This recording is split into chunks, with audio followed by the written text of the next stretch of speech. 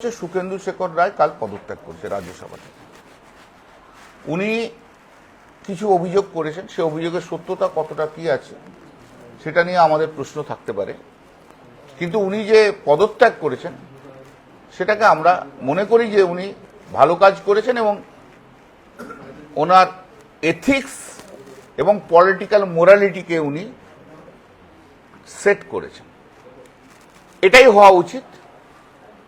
দলের সঙ্গে যদি মত ভিন্ন হয়, দলকে যখন মানুষের কাছে এম্বারাসিং পজিশনে ফেলতে হয় কাউকে, দলের বিরুদ্ধে যাদের গ্রিভান্স অনেক কিছু হয়ে যায়, দলে থেকেও যাদের না থাকার মতো থাকে, অন্য কাউকে সাপোর্ট করে, তখন তাদের নৈতিক দায়িত্ব নিয়ে সুখেন্দু শেখর রায় যেমন পদত্যাগ করেছিলেন তেমনি সবাইকে পদত্যাগ করা উচিত।